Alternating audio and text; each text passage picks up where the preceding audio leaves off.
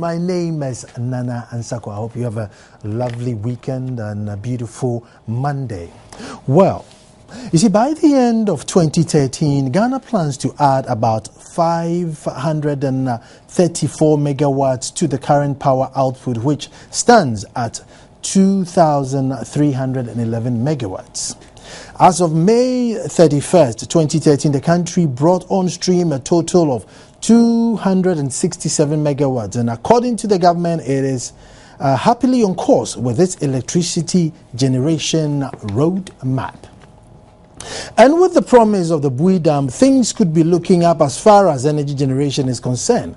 The Bui Dam is under construction, 400 megawatts of hydroelectric project at the Bui Gorge at the southern end of the Bui National Park in Ghana, near the border with Ivory Coast.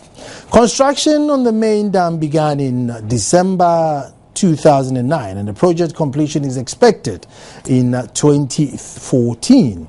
It will be the second largest hydroelectric generation plant in the country after the Akosombo Dam. The Ivorian authorities, however, are demanding discussions with the Ghana government over the likely environmental and social impact of the Bui hydroelectric dam project on Ivory Coast. According to the Ivorians, Ghana is building the dam, failed to consult them in a total violation of the international regulation in force, as well as it's been roughly 5 years since the work began, and they have been quiet all this while. Or have they said something that we haven't heard? With me to discuss the international implication of this slide is Dr. Ken Ahosu, who is a research fellow of the Legon Center for International Affairs and Diplomacy. Doctor, welcome to the show. Thank you. Joining us on the phone later would be Dr. Charles Rekubrobe, an expert in energy, and he also explained to us what exactly is going on. Doc, international affairs is one area where we all seem to get confused as to what the protocols are and everything. But then if I'm building my dam in my country, that's what a layman would say, I'm building my dam in my country, why would I go and announce next door that I'm building a dam, and if you are happy with it? Well, let me start by saying that as you rightly said, Ghanaians are very upbeat about the Bui Dam because of the doomsaw, the light of that we've been suffering of late, and especially the Nigerian gas pipeline that has not been working for some time, and our Sogli power has been shut down. And the misfortune just multiple as the days go by. Recently, the power plant in Takoradi also caught fire. So we are all hoping that with the Bui Dam, renewable energy source will be better off. But that said and done, I think it is proper and within the right of Ivory Coast as to ask Ghana to show feasibility studies that they have done on the ecological and social impact of the dam that is being created. And certainly these days, in terms of best practices internationally, you have to let your region or sub-region know of the possible implications of a mega project like the dam that is being built. Why is this so? Because we've all witnessed what happened when the Akosombo Dam was created. As far as Karachi, hundreds of kilometers away was flooded and that sort of thing. And it's possible, I'm only speculating, that it's possible that the tributaries and the small streams that probably lead their way from Ivory Coast may equally get flooded. And not only that, people's livelihoods, as we've seen around the Bui Dam, may have to change or may be impacted in other ways. For example, some types of insects, as we call the black fly or the Onchocerciasis, often habit these areas. So it is not only the right of Ivorian, but for every Ghanaian that there should be openness about whatever study has been done. One only wonders that why has this taken so long to come to the fore, especially that the Bui Dam is about 92-93% complete. And then the directive that it should be stopped immediately, it sounds a bit on the bad side. But this said and done, there is a lot of cooperation already between Ghana and Ivory Coast, Togo, Nigeria, and Burkina Faso as far as the energy sector is concerned, whereby our power sources are somehow joined together. We can take from Ivory Coast, and Ivory Coast can take from Ghana, and so with the other countries in the South region. And in fact, the dream is that our energy sources should be completely interconnected in the near future. So from this perspective, I would say that Ghanaians should not be alarmed. After all, international relations is about what? Mostly about economic relations. It's about diplomacy. And I know the Ghana government has a good working relationship with the Ouattara government. Recently, our vice president was in Togo, and all of a sudden, the president of Benin and Burkina Faso were there in a form of solidarity, and I wondered why the Ivorian president didn't join, but maybe it's a bit too far away from that place. So I think what is important now is for the two governments to set diplomacy agog, to start discussions, to start talking. And certainly, I believe that Ghana has carried out some feasibility studies because, as I said earlier on, the best practices of the international system now, as we have seen in Bangladesh, we've seen in the Amazon, in Brazil, if these kind of studies are not carried out, even funding for the project would often not be permitted under international practices at this time.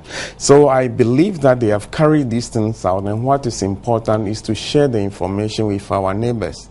I think that it may appear a bit of a sour relationship, but I think it's a situation we can exploit to the betterment of the relations between the two countries.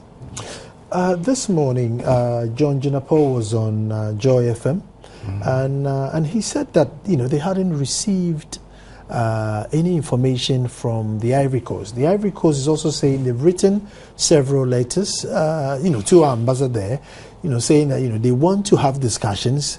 Is it not a bit weird that one country is saying yes, we've tried to make contact, the other one says no, we haven't received any contact? Well, the point is that Ivory Coast has been in transition as much as Ghana has also been some form of transition from President Mills' tenure to President John's tenure, the same way we have from Gbagbo. I think the dam started during the Gbagbo era, and then all the civil strife that was in Ivory Coast until recently when the country begin to stabilize.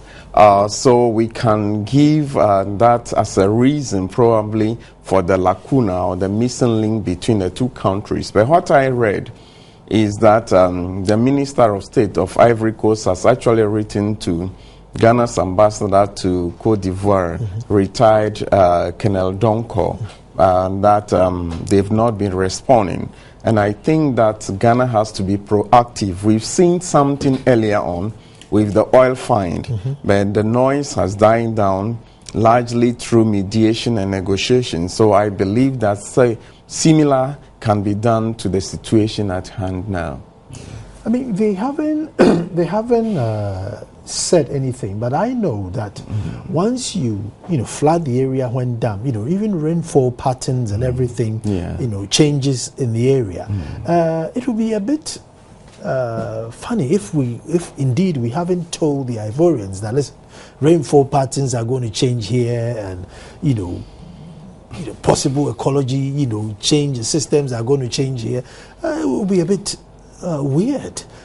Yeah, certainly, as I said earlier on, that given the best practices of the international system now, you have to inform your people and your neighbors about what the possible impact. And if none of this has been done, then it is not the best of situations that we are involved in. But I perfectly understand that sometimes when there is so much goodwill between various presidents and governments, certain things that are supposed to be done are often forgotten or swept under the carpet, as we say. But that said, we are not in a zero-sum situation. No, we've not crossed the Rubicon, as they say. What is important now is that the president of Ghana, the Minister for Foreign Affairs, can just grab a phone, call the counterpart in Ivory Coast, and set afoot some form of diplomacy as to what reduce this tension. Sometimes these kind of complaints, there may not be anything substantive in it for the Ivorians, but it is just the symbolic respect, the symbolic recognition that they have been taken into consideration before the whole project started. Maybe that is what they are seeking. So I think it is proper and right that Ghana becomes proactive in negotiating these differences. I want to just digress a little bit, and then we come back here. Recently we had a report about the British saying that, certain countries in Ghana, Bangladesh, and another two countries were to deposit £3,000 for high-risk travelers. Now, with international diplomacy, don't you think they're being sacrilegious? If I can use that word there, they're thinking, look, you guys are not as powerful as us, you're not as rich as us, and therefore I'm slapping this, fine on you so you stay in your country and don't come to my country. Are you allowed to do that? No, I'm not.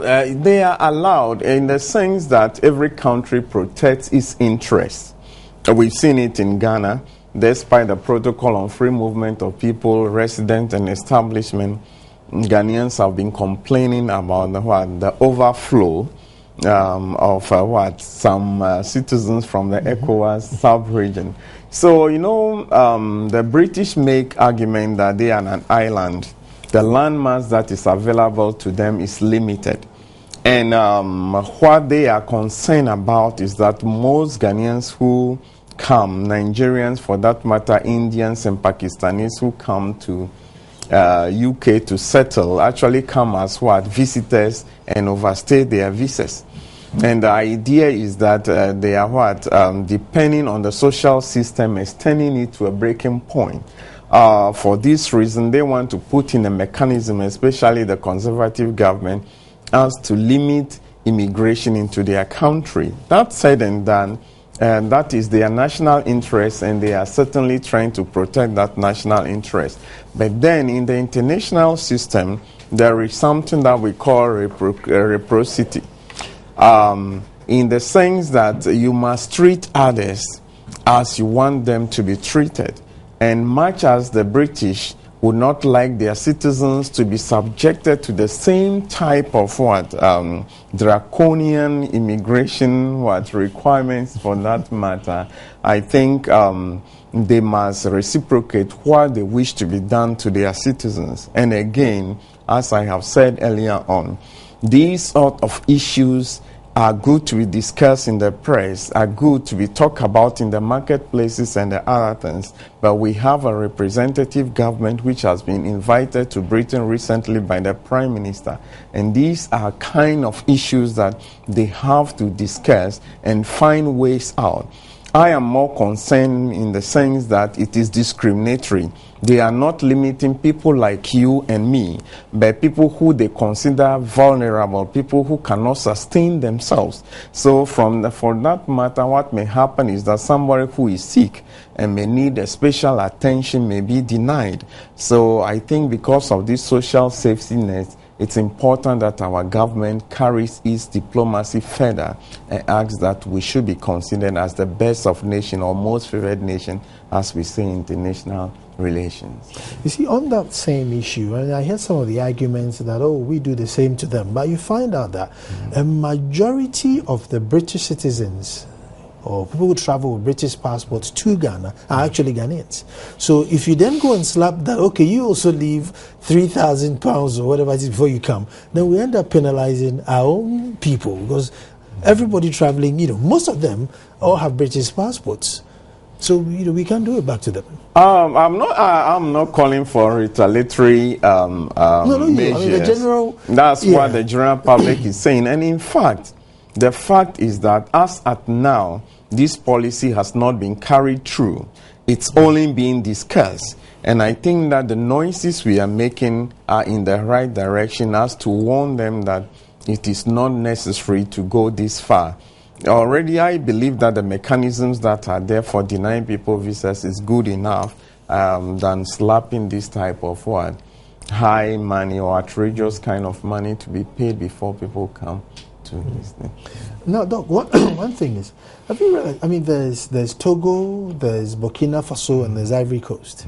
But we always seem to have a rift with Ivory Coast rather than the rest of it. I mean, is there something between us, or is just because when the oil came, it's like it's ours, it's theirs, and now there's the Bui Dam, and there were refugees coming in, and there's always a little tension between Ghana and Ivory Coast. Once upon a time, the president said we'll do FIASEM, we won't get involved. So there's always a rift between us and the Ivory Coast.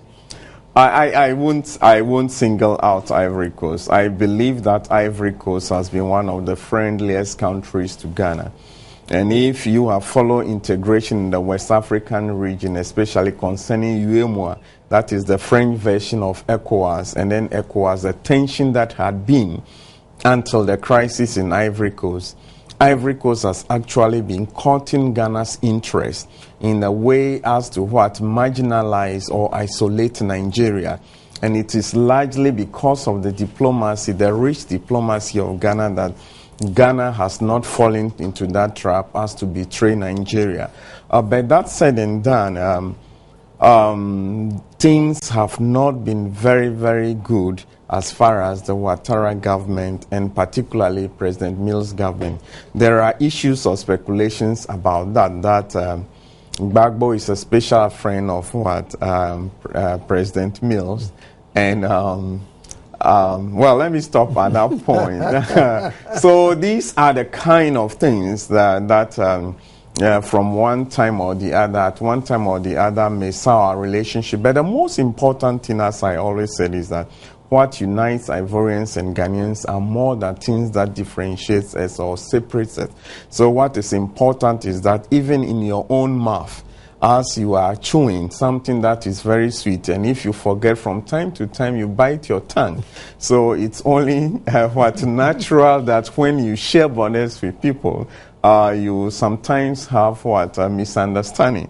But this misunderstanding should rather lead us and prop us forward as to strengthen our relations. And I think that's the situation in which we are now. Doc, if we increased our French as a country, if we inculcated French into from basic school and increased it, do you think we would understand each other a bit more than we do now? Yeah, certainly. I speak French fluently, so I don't have that problem. But then what is important is that it is a global problem for the English people. They feel that everybody else understands English. In Canada, it's the same thing. Canadian basketball players who are English said, they asked them, why don't you learn French? Oh, they understand English. That is the Quebecan counterpart. So we have that attitude.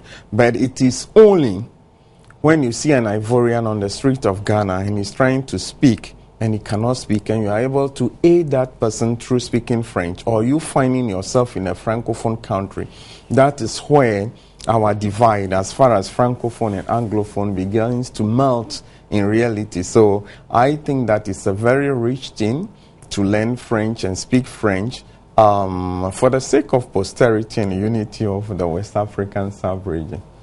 Okay, I'm going to take a quick break, and then when I come back, I'm sure we'll get Dr. Charles Rekubrobe, an agent expert, to join the conversation. Stay tuned.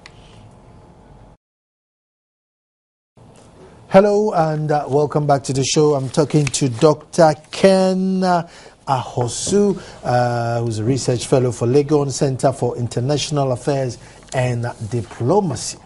Now, we're looking, it's the Bui Dam that triggered this conversation, and we're looking at our relationship between Ivory Coast. But we're now looking at Bui Dam itself and this energy. Now, by 2014, Bui Dam should be giving us another 400 megawatts. However, that's all we hear. And if transmission losses are up to 25%, it means that at full capacity, we will be giving us 300. However, we are all saying 400, 400, 400. How about the 100 that is going to be, missed out in transmission? What are you doing with that? Doc, I mean, you notice that we always say, oh, we have this amount, but we never calculate the transmission losses, which we don't have. So at full capacity, we will be giving us 300 megawatts thereabout. Well, I can't speak to very technical issues as far as the production of power is concerned. But I know that apart from the gas that Ghana, as we pointed out, is only 80 cubic meters or so, that the Ghana gas that is being developed, the project will be supplying, and that will be inadequate.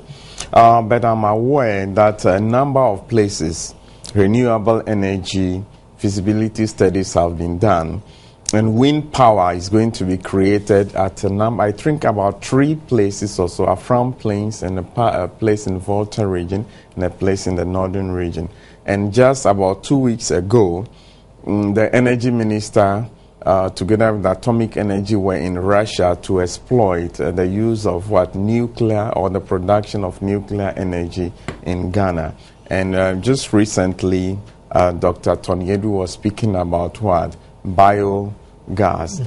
So what I'm trying to insinuate here is that the situation is not the best, but I think that the government is doing the necessary efforts. But as I said, I cannot speak on technical issues as far as that. But I know that these things are in the pipeline, and hopefully we'll be discovering more gas in the process. And there are a lot of companies that have signed up, about 8 of them, that have signed agreement with the government to establish energy companies. And the last count I had at a meeting in Elmina, it appeared that what they have on paper, when all are actually producing, will be net exporters of energy than lacking energy as we lack today. But there is one thing having a blueprint on paper, and one thing putting it in practice. And in fact, even when it is established, working efficiently, as you rightly pointed out.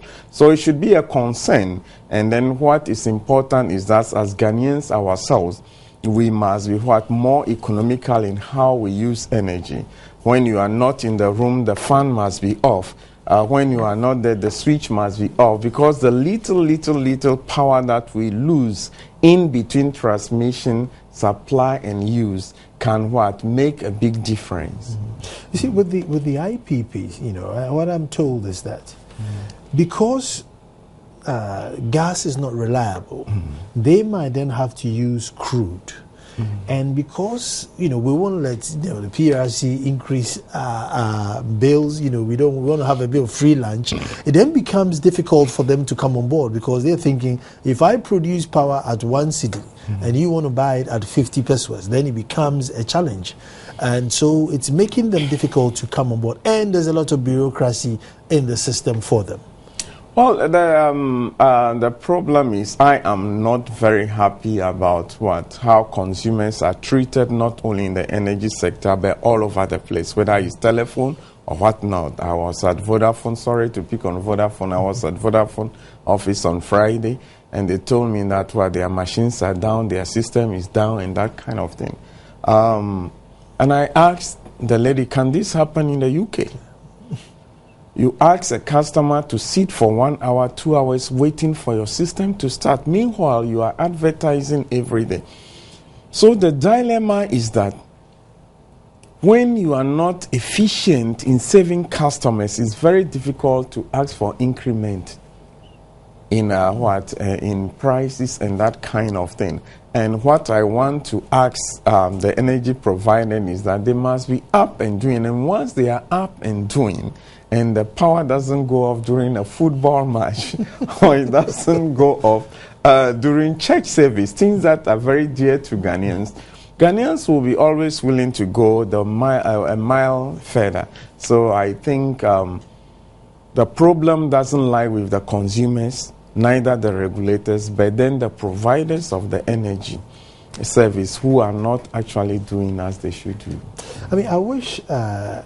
Reku Bube or the minister joined the show, but I'll run this idea past you, see what you think. You see, I've always advocated that there are certain little villages in Ghana who don't necessarily have to be connected to the grid, because sometimes they live miles away from the grid, and then you connect electricity wires, hundreds and hundreds and hundreds of kilometers, you lose all that energy. I'm thinking that for a town like that, they could probably do with a generator, supplied with, diesel, they could probably do a barrel of diesel a month or a barrel of diesel a week, and it would be fine for a town like that, because you go to the town, everybody has a bulb, so maybe nobody even has a fridge or a television, but because of votes, we've connected all these wires there, so we lose all the energy going there, and at the end of the day, the guy comes and turns on his bulb. They could do it with a small plant. And then that extra energy could go towards Tema or some industrial area to convert it. I don't know if it's too radical. Well, there is some point in what you are saying, but then I'm just wondering if you want us to take us back into the past time when, particularly in places where I come from, in the Volta region, you see the pylons carrying power through to Togo and then Benin, and we never enjoy. I don't think that would be, from my perspective, that would be the best. There are certain things I have inquired a lot. I'm very much concerned with rural development because of where I come from. I come from a very rural area.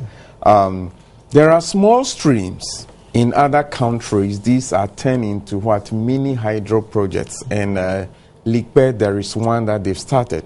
I think that what has to be done is to steady the rural areas. There are small stream waterfalls and other things that can be turned into mini dams, which is renewable energy. And if this serves the rural areas, it will be more cost effective.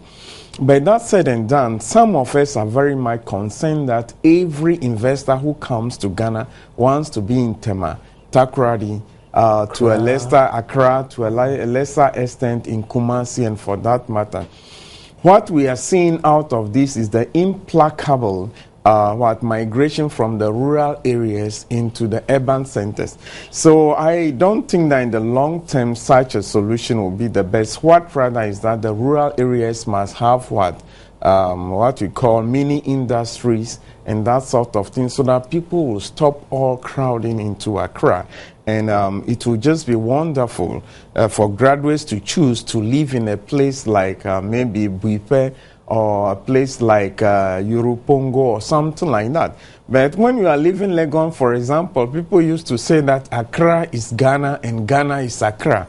So everybody wants to be in Accra simply because of the social amenities that are present here. So I think that it's a good idea that there must be other forms of energy sources to the rural areas. But I think what is important is to find out maybe wind power, as we have in Italy. Some communities have developed their own wind power, and when the production is more than necessary, they sell to the national grid. These are the kind of things that should be done, but not using crude oil for them and that sort of thing. But what is most important is that our development must be rural development. We should stop this urban overdevelopment. That is my personal view. I mean, Doc, will we ever be bold enough to take ministries and important offices out of Accra one day and place one in Bupe?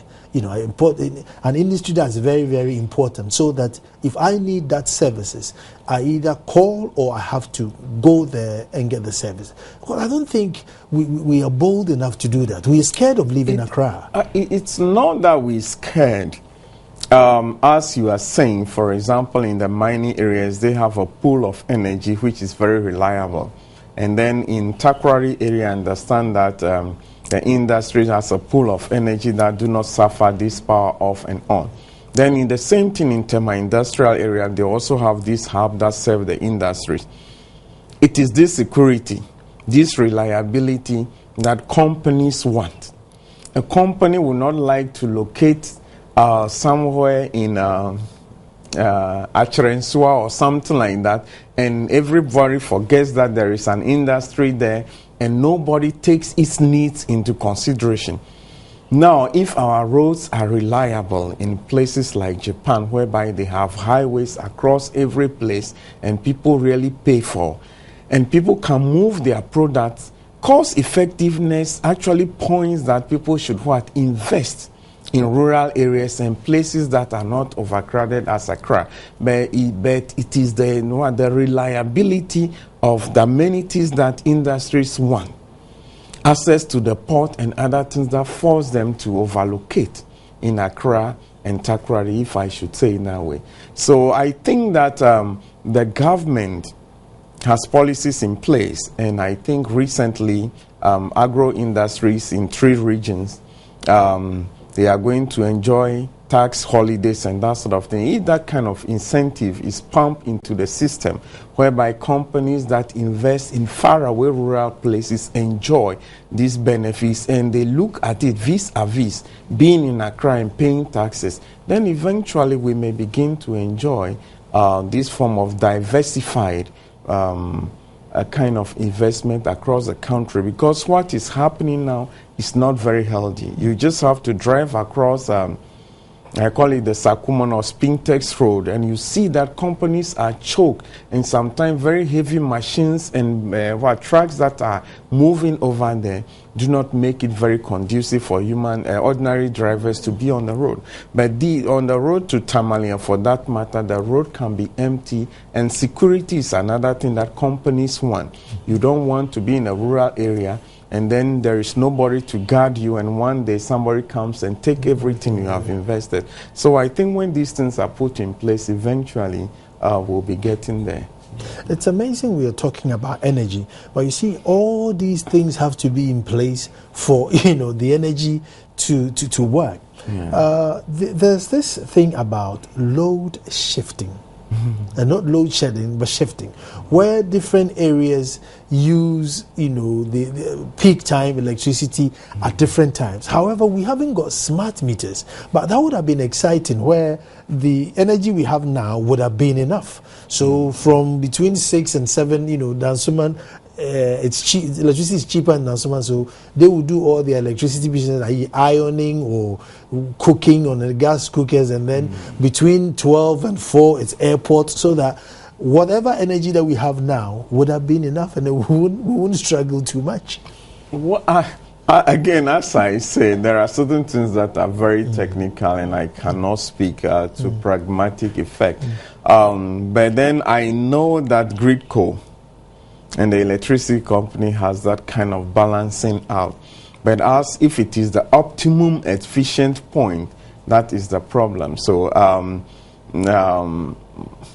it's important we develop these kind of things, because I wonder, a place like Japan.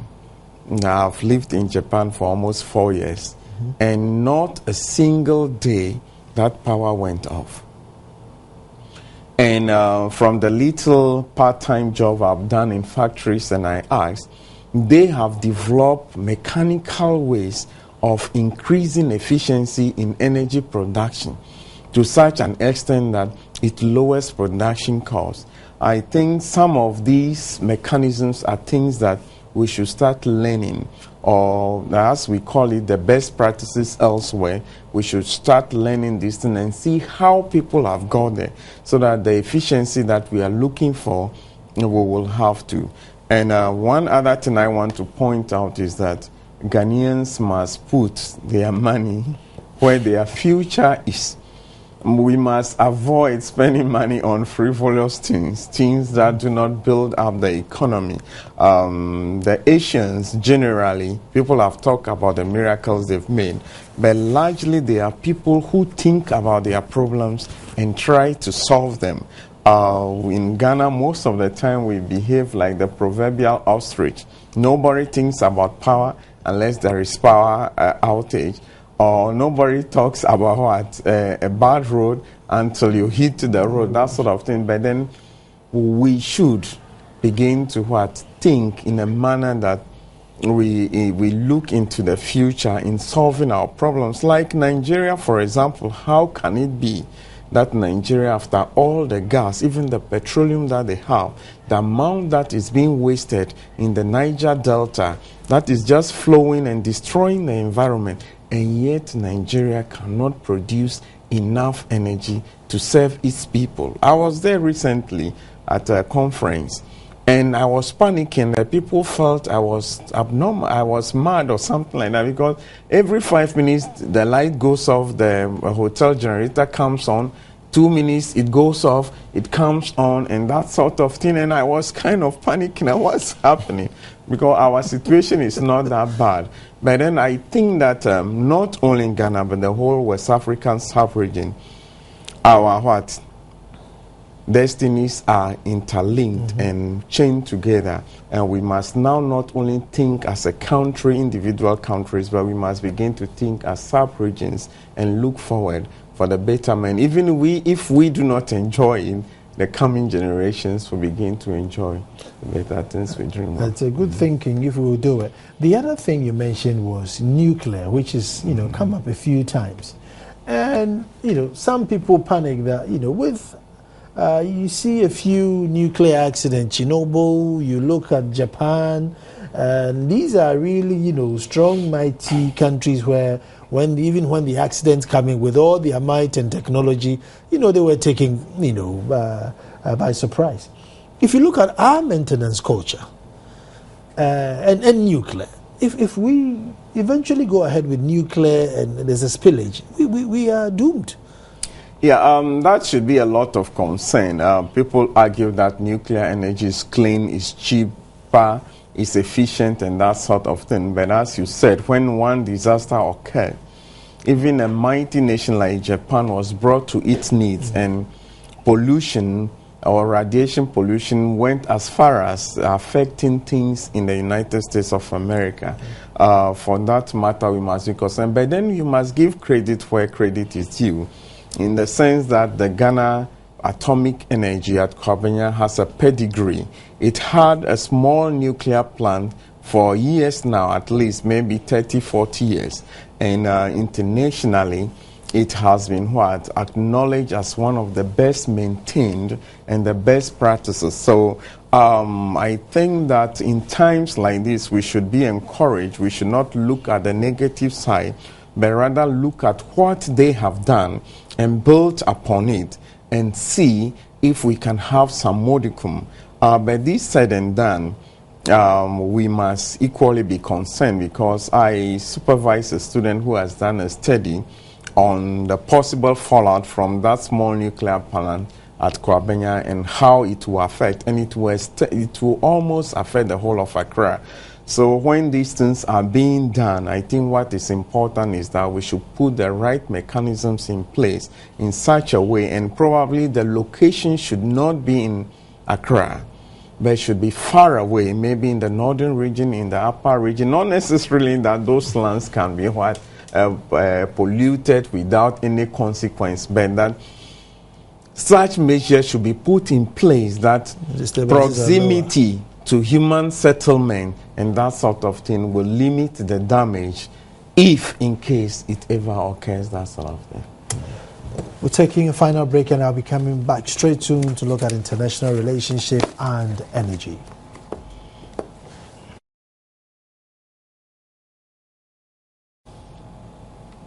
Hello and welcome back to the show. We're talking about energy, we're talking about diplomacy. But Doc, you see, you've said so many things about, energy and how we have to conserve it and how we have to look at alternative energy as a nation. Basically all hands on deck. But while we are thinking about all this, the state, if I may say, it's looking at taxing, energy saving bulbs and and generators. But energy saving bulbs particularly, I find it really strange for a father who can provide food for his children turn around and tax them because they went next door to get some. I don't know what your take is on that. Well, I think the issue with this or the philosophy behind energy in the country has been evolving. No, initially it was LPG gas to promote LPG use in the homes in a number of places, so that people will stop cutting down trees and to protect the environment and that kind of thing. Then all of a sudden all cars begin using LPG, and then the people who were to use it were not getting it, and it was still subsidized. But then my problem with this issue is that I think energy bulbs, for example, should not be taxed. Generators should not be taxed, especially if they are corporate generators and that kind of things, because it helps mitigate the energy problem that we have. But that said, it's very difficult speaking for the industry or the businessman in Ghana, or for that matter in Africa.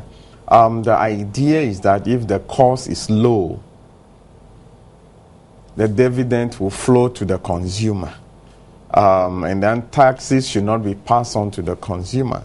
But the question is that the case in Ghana? Do people who sell these things that are not taxed, do they limit the profit they make in such a manner that the people who use this thing should be? So I think this is the dilemma in which the government is largely finding itself, and especially as we are aware that our population, our needs and demands are such that our generation of money to finance these things are becoming lesser and lesser. There is a disequilibrium every day. But that said and done, I would wish that the government again have a second look at the energy bulbs in particular, and also the generators, because in the end, it is the same policy that we are all promoting, that Ghana should be energy sufficient, self-sufficient, and for that matter. But then if taxes should make it very difficult that people begin to live in hazard manners, for example, people using firewoods and other sort of thing that's light to bamboo and things, and then burn their places down and that kind of thing, because they cannot afford to buy bulbs and other things, then it is the government again who suffers. So much as we need money to finance development and all kinds of things, I think some areas like energy bulb, second look should be had at it in such a way that we do not cut our nose to spite our face, as they say. The other thing which I think most Ghanaians complain about is some of the contracts that we sign with foreigners, i.e. gold or oil or diamond or timber, whatever it is the contract is. You tend to find out that our argument is that, because we didn't have money, we just had to go ahead and do it. And some of the percentage that is left for us to keep is sometimes very low. I mean, you're an international diplomat. I mean, could we have negotiated better, or just for the fact that you don't have money, take this and keep quiet? Well, I wouldn't say I can speak to this issue because I've not been in any commercial negotiations or on that matter. But that said and done, people who often represent Africa in negotiations, I think recently Kofi Annan, Dr. Kofi Annan was making this statement that companies are actually ripping Africa off, because though companies don't want to invest in Africa, those that invest in Africa has the largest turnover in terms of profit. But the blame, as I would say, is that it's lack of public spiritedness, and it is lack of selflessness that to serve our nation.